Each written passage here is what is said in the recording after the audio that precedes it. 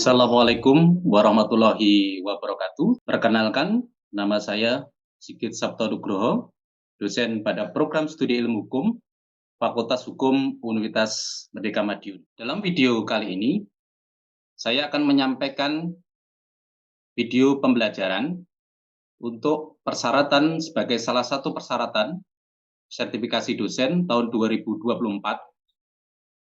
sebagai bentuk pernyataan diri dosen dalam unjuk kerja Tridharma Perguruan Tinggi atau PDD UKT PT di bidang pengajaran.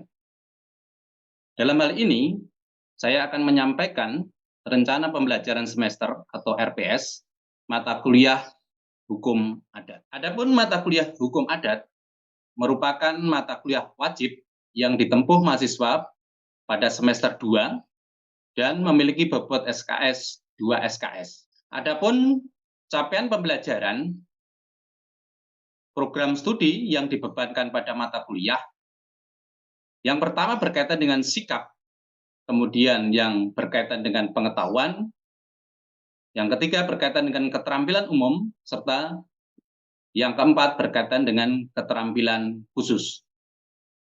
Sedangkan capaian pembelajaran mata kuliah hukum adat ini adalah setelah mempelajari mata kuliah ini, mahasiswa mampu menguasai hukum adat mulai dari dasar pengertian dasar, kemudian dasar perundang-undangan, masyarakat, kebudayaan, dan hukum adat, kemudian sejarah politik hukum adat, tata susunan masyarakat hukum adat, tanah adat, delik adat, perkawinan adat, dan hukum waris adat. Di mana mata kuliah ini merupakan mata kuliah wajib bagi mahasiswa Fakultas Hukum yang merupakan hukum asli yang dimiliki bangsa Indonesia yang berkarakter pluralisme. Hukum adat adalah hukum yang hidup dalam masyarakat atau the living law dan selalu hidup, berubah, dapat menerima perubahan dan menyesuaikan dengan kehidupan masyarakat modern seperti sekarang ini. Di mana hukum adat mempunyai corak atau karakteristik yang berbeda dengan hukum barat. Karena hukum adat lahir dan berakar pada sosio budaya masyarakat Indonesia yang bersifat majemuk atau plural. Bersifat religius magic, komunal, konkret, dan real yang membuktikan sebagai kekuatan hukum yang dapat diterima masyarakat Indonesia. Adapun bahan kajian pembelajaran terdiri dari 10 bab. Yang pertama, pengertian dasar hukum adat. Yang kedua, dasar perundang-undangan berlaku hukum adat. Yang ketiga, masyarakat, budaya, dan hukum adat. Yang keempat, secara politik hukum adat. Yang kelima, tata susunan masyarakat hukum adat. Yang keenam, hukum tanah adat. Yang ketujuh, delik adat. Yang kedelapan, peradilan adat. Yang kesembilan, hukum perkawinan adat. Dan yang kesepuluh, hukum pewarisan adat. Adapun pustaka atau referensi yang dipergunakan, yang pertama, James Davidson, David Henley, Sandra Moniaga, tahun 2010, Adat dalam Politik Indonesia, yang diterbitkan Yayasan Obor Indonesia Jakarta. Yang kedua, Tolib Setiadi, tahun 2013, Intisari Hukum Adat Indonesia dalam Kajian Kepustakaan, Alfa Beta Bandung. Yang ketiga, Bambang Darunugroho, 2015, Hukum Adat, Pustaka Ditama Bandung.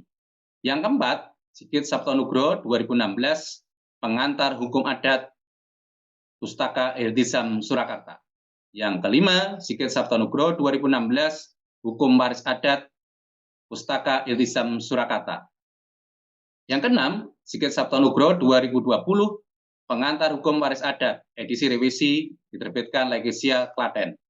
Yang ketujuh, Sigit Sabto Nugroho, 2023, Intisari Hukum Adat Indonesia, yang diterbitkan Underline Klaten.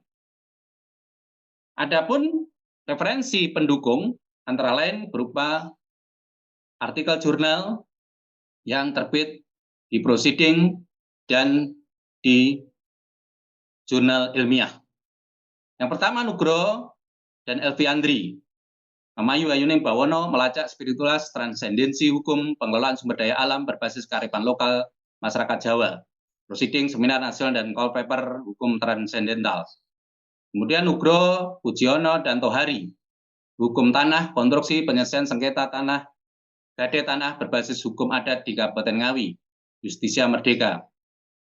Nugroho 2021 membumikan Madiun Kota Pendekar menggagas kebijakan pengembangan wisata budaya berbasis pencaksilat pada Proceeding of Conference on Law and Social Studies. Kemudian Nugroho Rohmatiah dan Mutmainah 2022 Pendekar Waras kebijakan mitigasi bencana COVID-19 berbasis kearifan lokal di Kota Madiun dalam Proceeding of Conference on Law and Social Studies. Adapun mata kuliah prasyarat untuk bisa menempuh mata kuliah hukum adat adalah pengantar ilmu hukum, kemudian pengantar hukum Indonesia. Sedangkan komponen penilaian, ujian tengah semester 20%, ujian akhir semester 20%, tugas kelompok presentasi 30%, dan presensi 30%.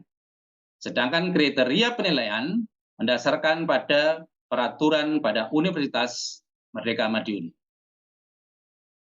Adapun pertemuan pada minggu pertama adalah berkaitan dengan mata kuliah pendahuluan, yaitu kesepakatan mengenai kontrak kuliah dan sistem pembelajaran, serta menjelaskan prosedur pelaksanaan tugas dan presentasi jurnal. Pertemuan kedua berkaitan dengan mahasiswa mampu memahami dan menjelaskan pengertian dasar hukum adat. Dan kajian berupa pengantar, kemudian istilah hukum adat dan hukum kebiasaan, adat dan hukum adat, dan definisi hukum adat. Pada pertemuan ketiga, mahasiswa mampu memahami dan menjelaskan dasar perundang-undangan bagi berlakunya hukum adat.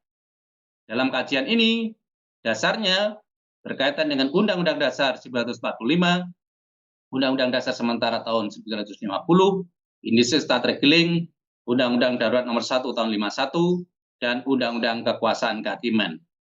Berikutnya pertemuan keempat, mahasiswa mampu dan memahami dan menjelaskan tentang masyarakat, budaya, dan hukum adat. Adapun bahan kajian tentang pengertian masyarakat dan kebudayaan, kemudian hukum adat dalam aspek kebudayaan, dan corak hukum adat. Pada pertemuan kelima, ini merupakan lanjutan dari pertemuan keempat tentang masyarakat, budaya, dan hukum adat, di mana bahan kajiannya menyangkut tentang sistem hukum adat dan masyarakat hukum adat. Kemudian pertemuan keenam tentang sejarah politik hukum adat, di mana dalam sejarah politik hukum adat akan juga dilanjutkan pada pertemuan ketujuh. Pada pertemuan keenam, bahan kajian merupakan sejarah politik hukum adat pada masa kompeni dan VOC, kemudian masa pemerintahan Gubernur Jenderal D. Andalas, dan masa pemerintahan Gubernur Jenderal Raffles. Pada pertemuan ketujuh tentang sejarah politik hukum adat yang merupakan lanjutan bahan kajian masa pemerintahan kolonial Belanda tahun 1848 sampai 1928, kemudian masa pemerintahan kolonial Belanda tahun 1928 sampai 1945, kemudian masa kemerdekaan 1945 sampai sekarang, dan pertemuan 8 dilanjutkan dengan ujian tengah semester. Pertemuan pada ke-9, mahasiswa mampu memahami dan menjelaskan tata susunan masyarakat hukum adat, di mana dalam hal ini bahan kajian menyangkut persekutuan masyarakat hukum adat, faktor persekutuan hukum genealogis, faktor persekutuan hukum teritorial, kemudian faktor persekutuan hukum genealogis teritorial, dan kepengurusan hukum adat. Pada pertemuan ke-10, mahasiswa mampu memahami dan menjelaskan tentang hukum tanah adat, di mana bahan kajiannya tanah dalam dimensi hukum adat dan hak-hak penguasaan tanah adat. Kemudian pertemuan ke-11, mahasiswa mampu dan memahami tentang delik adat, di mana bahan kajian yaitu pengertian delik adat atau tindak pidana adat, kemudian lahirnya delik adat, jenis dan objek delik adat, kemudian sifat pelanggaran hukum adat. Pada pertemuan ke-12, mahasiswa mampu memahami dan menjelaskan tentang peradilan adat, yaitu bahan kajian tentang eksistensi peradilan adat dan peran pengadilan adat dalam masyarakat hukum adat. Kemudian pertemuan ke-13, mahasiswa mampu memahami dan menjelaskan perkawinan adat, di mana bahan kajian tentang pengertian perkawinan adat, hukum perkawinan adat, dan bentuk-bentuk perkawinan adat. Pertemuan ke-14, yaitu mahasiswa mampu memahami dan menjelaskan tentang hukum pewarisan adat, di mana bahan kajian tentang pengertian hukum waris adat, sifat hukum waris adat dan perbandingan hukum waris adat. Pertemuan ke-15 yaitu berkaitan dengan tugas presentasi, di mana mahasiswa mampu membuat dan memahami sistematika jurnal hukum yang baik serta mampu mempresentasikan di depan kelas. Di mana bahan kajian yaitu tentang permasalahan atau problematika hukum adat, kemudian tentang teknis presentasi dan pemahaman materi di jurnal atau artikel jurnal yang dibuat. Kemudian pertemuan ke-16 yaitu ujian akhir semester. Itu rencana pembelajaran semester mata kuliah hukum adat. Dan pada video berikutnya yaitu tentang kami sajikan pembelajaran di kelas mata kuliah hukum adat untuk pertemuan pada minggu kedua. Terima kasih atas perhatian dan disampaikan. Wassalamualaikum warahmatullahi wabarakatuh. Assalamualaikum warahmatullahi wabarakatuh. Selamat pagi. Salam sejahtera bagi kita semua. Hari ini kita akan belajar terkait dengan materi hukum adat. Jadi materi hukum adat ini merupakan materi atau kuliah yang wajib di Fakultas Hukum.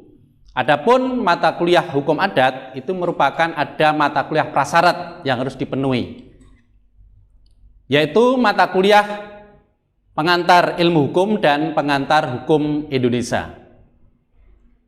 Saudara-saudara, bahwa hukum adat itu adalah hukum yang memang secara berlaku di dalam masyarakat kita, dan tentu saja nanti di dalam materi-materi hukum adat itu berkaitan dengan apa yang diimplementasikan, khususnya berkaitan dengan hukum adat.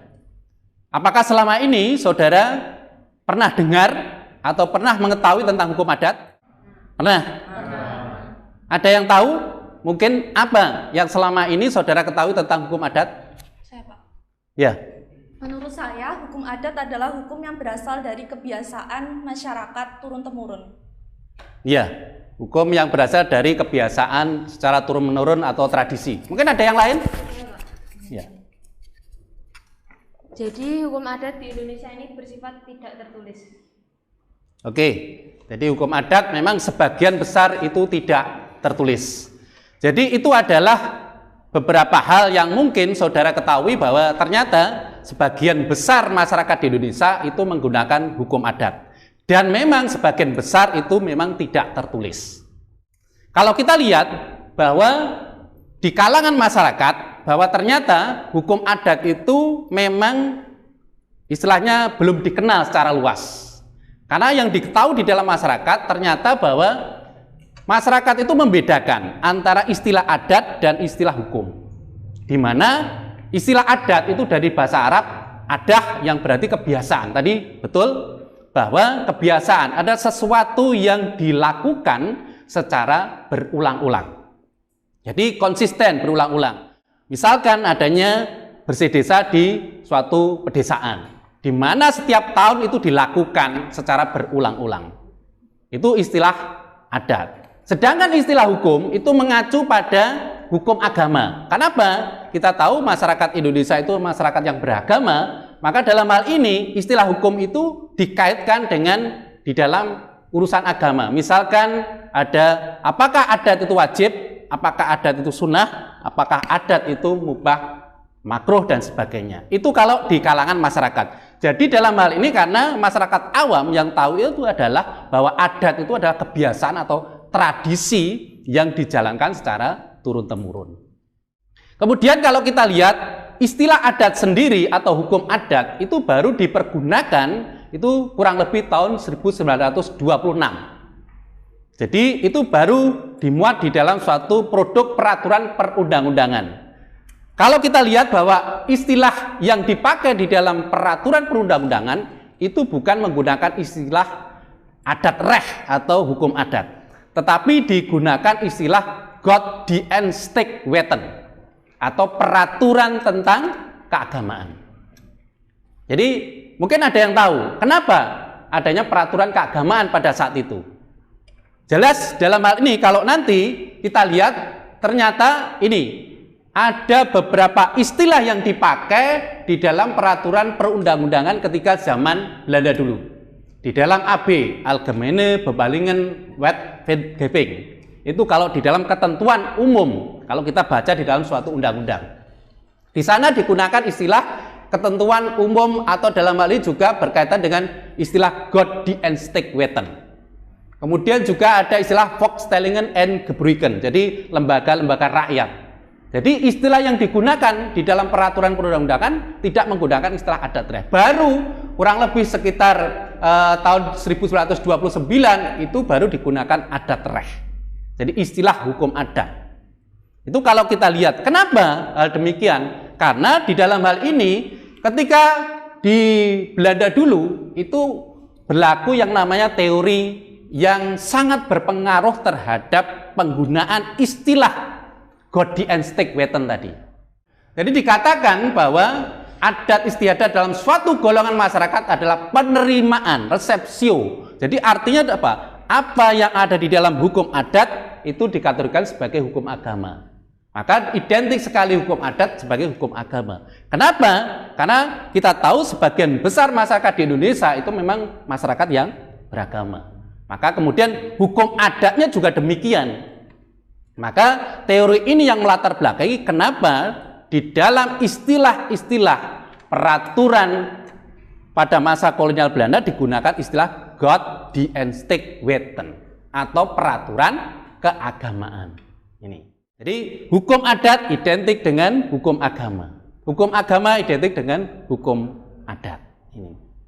Ini yang mendasari termasuk berpengaruh terhadap parlemen Belanda pada saat itu untuk menggunakan istilah Godsdienstwetten. Kalau kita lihat, ternyata yang namanya teori resepsio kompleks itu juga mendapatkan pertentangan dari ini. Slok-Horgelnya dan Van Vollenhoven. Jadi juga para peneliti di Belanda bahwa ternyata menurut Slok-Horgelnya dan Van Vollenhoven itu bahwa antara hukum Islam dan hukum adat itu sebenarnya terjadi pertentangan. Kenapa? Biasa di dalam sebuah teori ketika penelitian dilakukan berbeda akan menimbulkan atau kesimpulan berbeda. Slok-Horgelnya ini adalah melakukan penelitian di Aceh. Bahkan Slok-Horgelnya itu mampu sebagai penghafal Quran. Bahkan menerjemahkan Al-Quran ke dalam bahasa Belanda. Ini. Karena 13 tahun Slok-Horgelnya itu melakukan penelitian di Aceh. Makanya di dalam hal ini dia mempertentangkan ternyata tidak semua hukum agama itu bisa menjadi hukum adat. Bahkan terjadi pertentangan. Ini. Jadi terjadi pertentangan. Makanya dalam hal ini kemudian dia mengupakan tentang teori konflik. Jadi sebenarnya ada konflik antara hukum agama dan hukum adat. Jadi tidak setiap masyarakat itu bisa menerima. Adapun hukum adat atau hukum agama yang bisa diterima menjadi hukum adat itu dimana kalau cocok dengan masyarakatnya atau sesuai dengan masyarakatnya. Jadi kalau kita bandingkan tadi antara teori resepsio en kompleks dan teori konflik itu bahwa kalau teori resepsio en kompleks itu semuanya artinya secara keseluruhan. Tetapi kalau teori konflik itu didasarkan hanya hukum agama yang sesuai dengan hukum adat itu yang bisa diterima. Ini bisa dipahami ya terkait dengan ini. Jadi artinya bahwa kenapa di dalam peraturan perundang-undangan pada masa kolonial itu digunakan istilah Godsdienstwetten ini. Berikutnya kalau kita lihat tentang beberapa hal dari beberapa definisi dari hukum adat. Tadi disampaikan bahwa hukum adat itu berlaku bagi seluruh masyarakat Indonesia dan sebagian besar tidak tertulis. Karena memang betul, kalau kita lihat ada beberapa definisi yang dibukakan para ahli, salah satunya dari pendapatnya Van Vollenhoven, bahwa hukum adat adalah hukum yang berlaku bagi orang-orang Timur Asing dan pribumi. Jadi, karena kita tahu bahwa ketika pada masa kolonial Belanda, masyarakat di Indonesia terbagi menjadi beberapa golongan penduduk. Mungkin ada yang tahu golongan penduduk yang pernah atau yang diberlakukan pada masa kolonial Belanda. Ada berapa? Ada 3. Siapa yang tahu golongan apa saja golongan penduduk itu? Yang pertama adalah golongan Eropa. Jadi golongan Eropa adalah orang-orang Belanda itu sendiri. Dan tentu saja hukum yang berlaku bagi golongan Eropa adalah hukum Eropa atau hukum Belanda. Kemudian yang kedua, golongan Timur Asing, yaitu golongan orang-orang Tionghoa, kemudian orang-orang Timur Tengah, India, Arab, dan sebagainya. Kemudian yang ketiga, golongan Bumi Putra. Jadi golongan Bumi Putra atau masyarakat Indonesia asli ini. Jadi bagi golongan Timur Asing dan golongan Bumi Putra itu berlaku hukum adatnya masing-masing ini. Makanya kalau kita lihat pengertian bahwa hukum adat adalah hukum yang berlaku bagi golongan Timur Asing dan golongan pribumi. Di satu sisi dikatakan adat karena tidak dikodifikasikan atau dibukukan dalam suatu kitab undang-undang. Kenapa tidak dikodifikasikan? Karena kita tahu tadi bahwa hukum adat sebagian besar itu adalah tidak tertulis. Ini. Kemudian di satu sisi dikatakan hukum karena adanya sanksi ketika melakukan pelanggaran. Ini. Jadi artinya apa? Ketika dikatakan hukum, ini yang membedakan antara norma hukum dengan norma sosial lainnya. Jadi kalau dilihat dari segi sanksi. Ada yang bertanya? Ya, sebenarnya Pak. Hukum adat kan adalah kebiasaan masyarakat yang tidak tertulis. Iya. Mengapa yang kebiasaan itu dijadikan hukum di Indonesia, Pak? Oke, ya. Jadi kenapa kebiasaan-kebiasaan tadi bisa menjadi hukum atau hukum adat? Kenapa? Itu tadi kalau dilihat bahwa ternyata kebiasaan-kebiasaan yang ada di dalam masyarakat Indonesia itu ketika ada pelanggaran itu menimbulkan sanksi, maka disebut sebagai hukum adat. Jadi kalau kebiasaan secara biasa itu tidak bisa, misalkan adanya pelanggaran itu tidak bisa diberikan sanksi. Tetapi ketika kebiasaan itu kemudian dilanggar dan ternyata mendapatkan sanksi hukum, karena apa? Itu tadi yang membedakan antara norma sosial dengan norma hukum itu adalah terletak pada sanksi atau hukuman itu. Jadi kenapa itu bisa terjadi ini? Dan di satu sisi tadi bahwa istilah adat itu dikatakan adat itu karena tidak dikodifikasikan, istilah hukum karena ketika ada pelanggaran itu mendapatkan sanksi hukum. Ini. Itu dikatakan oleh Van Vollenhoven. Jadi definisi ini berlaku karena apa? Pada saat itu bahwa hukum adat itu berlaku bagi golongan Timur Asing dan golongan Bumi Putra atau pribumi ini. Kemudian kalau kita lihat dari pendapatnya Terhar. Nah, ternyata menurut Terhar bahwa hukum adat itu tidak harus dalam bentuk aturan atau norma. Tetapi hukum adat bisa berupa keputusan. Nah, artinya apa? Keputusan yang bagaimana yang dikatakan sebagai hukum adat? Adalah keputusan yang dikeluarkan para fungsionaris hukum. Jadi fungsionaris hukum itu adalah misalkan sepertinya orang-orang yang memiliki kewibawaan atau memiliki otoritas. Jadi misalkan seperti kepala desa, kemudian hakim, kemudian hakim desa, termasuk ketua adat dan sebagainya. Itu adalah dikatakan sebagai para fungsionaris hukum. Ini. Selama ini bahwa kalau kita lihat bahwa para fungsionaris hukum itu memiliki kewibawaan. Artinya bahwa ketika dia memberikan putusan, contoh saja di dalam suatu masyarakat desa, ketika ada sengketa atau konflik, kemudian kepala desa mengumpulkan, kemudian dilakukan musyawarah. Hasil keputusan dari kepala desa terkait dengan musyawarah penyelesaian sengketa tadi, itu dikatakan sebagai hukum adat. Jadi keputusan yang dikeluarkan para fungsionaris hukum yang memiliki kewibawaan. Dan itu nanti dilakukan atau ketaatannya itu dilakukan sepenuh hati. Jadi orang dengan sukarela itu taat dan patuh pada keputusan tadi. Maka itu dikatakan sebagai teori keputusan. Jadi ternyata hukum adat itu tidak hanya aturan saja tetapi juga keputusan. Mungkin ada yang mau bertanya. Pak, kan kalau kita berbicara tentang hukum adat di Indonesia, kan ada yang namanya hukum cambuk di Aceh. ya. Kalau kita ngomong hukum cambuk di Aceh, apakah itu berlaku hukum adat yang bagaimana peranannya atau tingkatannya itu melebihi hukum positif di Indonesia? Apakah hukum adat dulu yang didahulukan ataukah hukum positif yang lainnya dulu? Dan ketika kita ngomong korban cambuknya adalah kan orang yang berzina ya Pak. Karena orang berzina kalau di Aceh kan dicambuk. Apakah itu adil terhadap orang ketika sudah dicambuk dan diberlakukan hukum adat dan dia dipenjara? Karena kan dia dibebankan dua sanksi hukumnya. Yang pertama sanksi hukum adat itu sendiri, yang kedua adalah sanksi pidananya. Apakah itu adil? Mohon pertanyaannya. Ya. Jadi kalau di Aceh itu memang dikedepankan adalah hukum Islam. Karena di sana memang mayoritas masyarakatnya adalah hukum Islam. Sehingga di Aceh itu aturannya itu harus didasarkan pada qanun. Jadi adalah suatu aturan-aturan yang berlaku di dalam masyarakat Aceh itu didasarkan pada hukum Islam. Karena kita tahu bahwa masyarakat Aceh itu mayoritas beragama Islam dan taat, maka dalam hal ini masyarakat Aceh itu menyepakati bahwa hukum adat mereka adalah menggunakan hukum Islam. Maka tadi ada hukuman cambuk.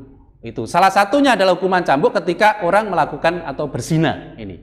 Jadi secara adat karena tadi sudah merupakan kesepakatan masyarakatnya itu memang diberlakukan. Apakah melampaui hukum positif? Tidak. Kenapa? Antara hukum adat dan hukum positif itu di sana bersandingan. Karena kita tahu bahwa undang-undang menyatakan bahwa qanun itu berlaku di kalangan masyarakat Aceh. Artinya apa? Berarti secara positif hukum mereka itu didasarkan pada hukum Islam. Sehingga dalam hal ini seseorang yang melakukan pelanggaran tadi, misalnya berzina di Aceh itu kemudian dicambuk, itu secara keadilan memang sudah tercermin karena apa? Sudah ada undang-undang yang terkait di Aceh itu tadi. Dan didasarkan pula dengan ketentuan-ketentuan adatnya. Sehingga tadi dikatakan bahwa salah satunya bahwa bisa kalau mungkin di daerah lain itu akan timbul masalah. Jadi bisa jadi teori tadi konflik bertentangan. Tetapi di dalam Aceh itu karena kita tahu bahwa ternyata di Aceh itu mayoritas beragama Islam dan diatur di dalam undang-undang qanun, maka secara jelas termasuk ketika melakukan pelanggaran maka akan ada hukuman cambuk itu. Jadi memang karena kesepakatan yang ada di dalam masyarakat itu. Karena kita tahu bahwa kenapa di dalam hukum adat itu kadang didasarkan pada kesepakatan di dalam masyarakatnya. Sehingga tadi suatu keputusan itu kan terjadi kesepakatan ketika konflik misalkan di dalam suatu desa atau di dalam suatu adat tertentu. Maka keputusan itu harus dikeluarkan oleh para fungsionaris hukum, yaitu salah satunya bisa hakim desa, bisa ketua adat, dan sebagainya. Kemudian berikutnya ada definisi dari Supomo. Kalau Supomo itu menyatakan bahwa hukum adat adalah hukum yang tidak tertulis atau non-state, non-statutory law. Jadi memang hukum di luar hukum negara. Hukum yang dikeluarkan para legislator. Jadi di luar non-state, di luar hukum negara. Di mana meskipun tidak dikodifikasikan, tetapi dihormati dan dipatuhi sepenuh hati. Ini. Jadi artinya bahwa secara definisi kita lihat bahwa ternyata hukum adat itu sebagian besar tidak tertulis. Di sisi yang lain dikatakan adat karena tidak dikodifikasikan. Di sisi hukum karena ketika orang melakukan pelanggaran hukum akan mendapatkan sanksi. Jadi itu pertemuan kali ini berkaitan dengan materi tentang pengertian dan definisi-definisi hukum adat pada pertemuan pagi ini. Itu saja yang bisa saya sampaikan. Terima kasih. Saya akhiri. Wassalamualaikum warahmatullahi wabarakatuh. Waalaikumsalam warahmatullahi wabarakatuh.